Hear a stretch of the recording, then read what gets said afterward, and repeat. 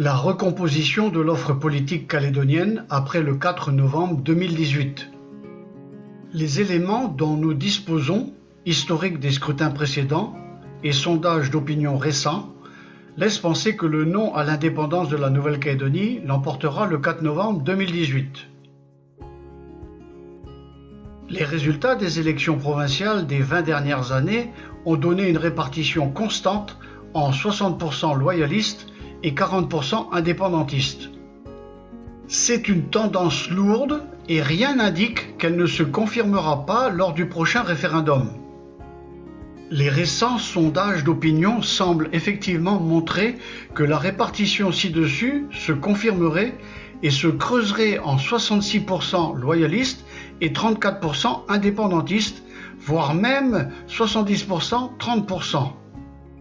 La prudence et la sagesse commandent cependant de ne pas se réjouir trop vite de ce pronostic annoncé par des enquêtes qui ne sont que des photographies de l'opinion à un moment donné. Surtout, ne pas mettre la charrue avant les bœufs. Ne pas vendre la peau de l'ours avant de l'avoir tué.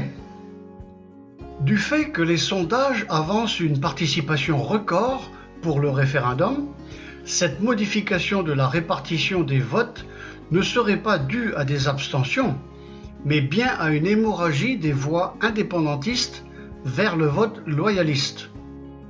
Si l'on prenait en compte les effectifs Kanak que le FLNKS revendiquait en septembre 2018 à 110 000 électeurs sur 174 000, soit 63% du total, cela signifierait que un Mélanésien sur deux rejette l'indépendance de la Nouvelle-Calédonie.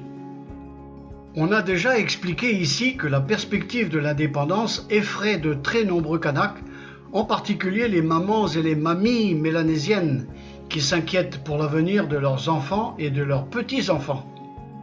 Si les pronostics des enquêtes se confirment, et nous rajouterions plus l'écart sera grand entre le vote loyaliste et le vote indépendantiste, plus les loyalistes auront une lourde responsabilité à porter. Car nous devons comprendre qu'à l'occasion de ce référendum, une proportion très importante de Mélanésiens qui votaient précédemment pour des partis indépendantistes auront fait le pari de l'intelligence et de l'avenir dans la France. Nous devrons savoir les accueillir en frères, mieux que nous n'avons jamais su le faire.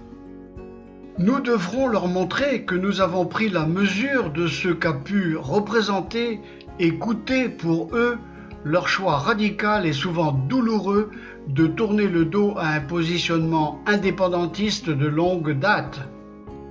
Que nous comprenons ce choix, que nous le soutenons et que nous valorisons cette preuve de confiance dans la France. Notre vivre ensemble en dépend. Notre destin commun le commande. Le moment sera venu, après le 4 novembre, pour que des hommes et des femmes se rassemblent, mélange d'individualités nouvelles et d'expériences, capables de donner des gages d'ouverture et de dialogue afin de construire un rassemblement calédonien dans la France. Cela n'est pas seulement souhaitable, c'est indispensable. Car si nous ne savons pas ou ne voulons pas le faire, le risque sera alors grand de décevoir ces nouveaux venus dans le camp loyaliste et de les renvoyer vers leurs vieux démons, plus hostiles que jamais à la France. Que le passé nous serve de leçon.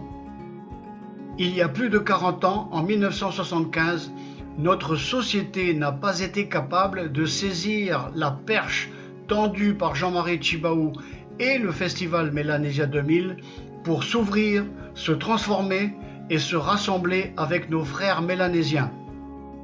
De grâce, ne reproduisons pas la même erreur au lendemain du 4 novembre 2018. Dimanche 4 novembre 2018, oubliez le coup de chasse, le coup de pêche ou la sortie en mer.